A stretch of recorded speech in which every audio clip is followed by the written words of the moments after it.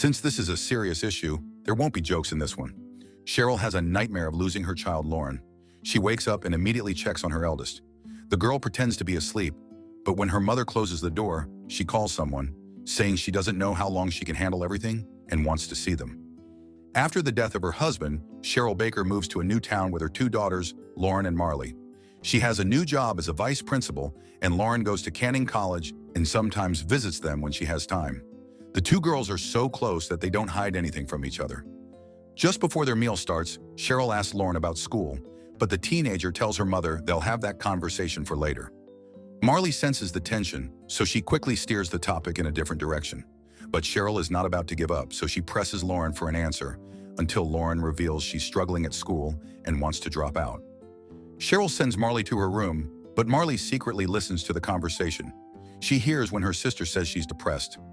Cheryl tries to sympathize even though she doesn't believe her daughter. She thinks Lauren just has to remain positive because, like them, she's still struggling in the new town and the death of her father. Lauren gets offended because her mother keeps invalidating her feelings. Then Cheryl says she's glad her husband is no longer there to see Lauren acting up. She quickly regrets this, but it's too late because Lauren has already made up her mind to go back to Canning.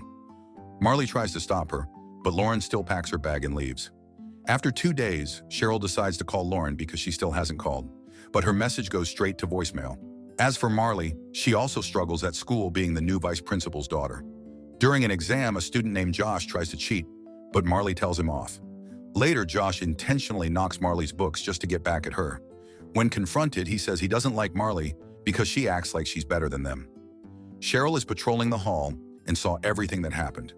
She sends Josh to the principal's office, then asks Marley why she didn't say she's being bullied. Marley says she's just following her mother's advice to be stoic. Principal Shepard has already sent Josh back to class when Lauren arrives. He's too busy with school and everything, and he's grateful that Lauren takes some of the work from his hands. However, when Lauren asks about the boy, Principal Shepard says he knows Josh's family and that they are good people, so there's no need to make a big fuss about it because it was only an accident. Meanwhile, an 18-year-old white girl from Oregon named Jessica Russo went missing, and everyone is following the development of the story. There are volunteers from all over the country helping to look for her. Cheryl worries even more, but a colleague, Susan, tells her not to overthink because Lauren will be home soon. Marley keeps checking her sister's social media accounts because she hasn't returned any of her messages. Cheryl is surprised that even Marley doesn't know where Lauren is, so she starts making calls to Lauren's friends. Unfortunately, no one has heard from her. So Cheryl checks Lauren's call logs and dials a number. It belongs to Eddie Brick, the coffee shop manager at Canning, where Lauren works part-time. Eddie says Lauren was always late for work, then she stopped showing up. Cheryl panics, so she heads to Canning College to check Lauren's dorm, but her roommate Annie says Lauren is not there. This confirms her suspicion that Lauren is missing, so they report it right away. An officer, Detective Dean, checks the dorms and finds out that Lauren's bag is missing with some clothes, her laptop, and her phone. They think she left voluntarily, and according to her roommate, Lauren has been missing class lately. Cheryl and Marley have no choice but to wait for an update. When they are called to the station, Detective Dean asks if Lauren uses drugs or if she has run away before. Cheryl gets offended and says her daughter isn't like that. So the officer says there's nothing much they can do because Lauren is 18, an adult, and chances are she just left after her argument with her mother. Cheryl asks for a search party, but the officer says they don't have the resources for that and then tells Cheryl to gather some volunteers instead. So Marley, Cheryl, and a colleague head out to look for Lauren themselves. 8 days after Lauren went missing, the detective handling her case is much more difficult to reach, and Marley and Cheryl both struggle with the indifference of everyone around them. At a TV station, Russell, head of the news department, tells his colleagues to focus more on the Jessica Russo case because of the ratings.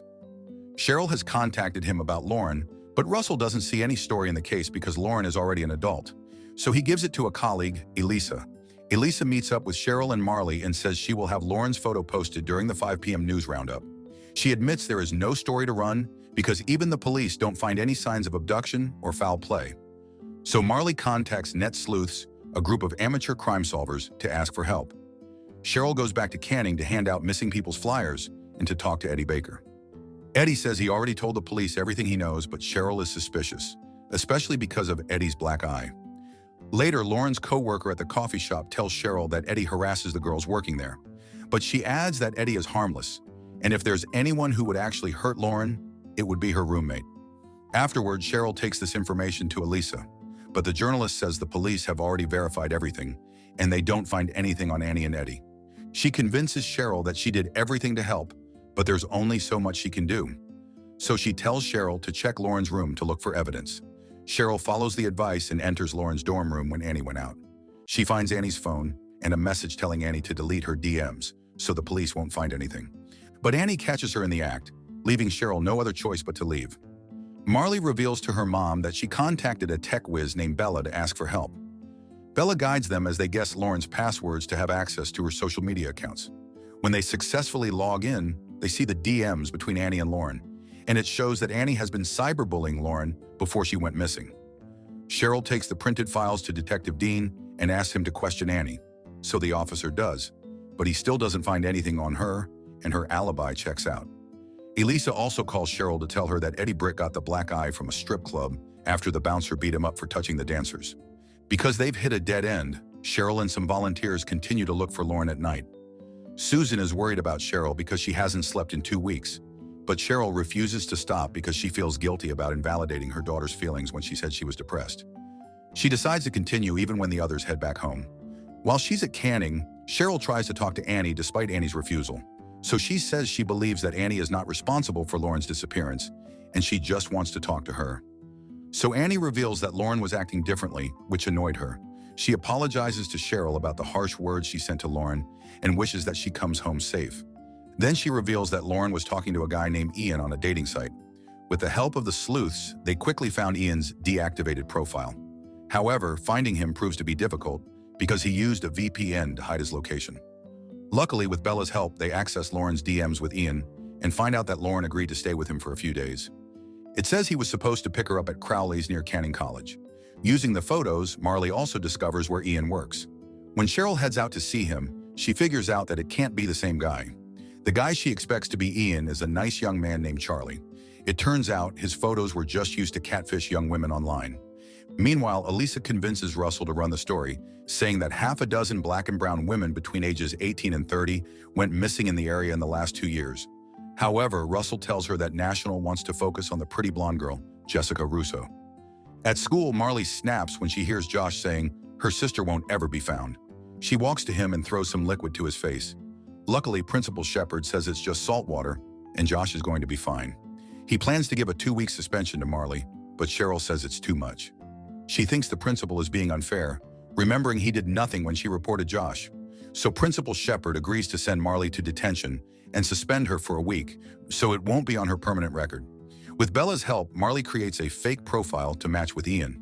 It's the same dating site, but Ian uses a different name, but with the same face and same location. Meanwhile, Lauren meets up with the head of the Black and Missing Foundation, Loretta Nix. Loretta understands Cheryl's struggles, so she suggests a candlelight vigil for the case to gain more attention.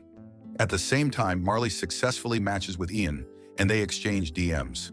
When Cheryl finds out, she gets angry because she fears for Lauren's safety. Then she apologizes to Marley for being hard on her and her sister. Lauren has been missing for 16 days.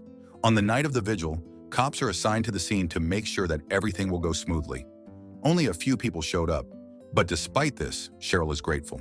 She tells Marley not to worry because more people might still arrive.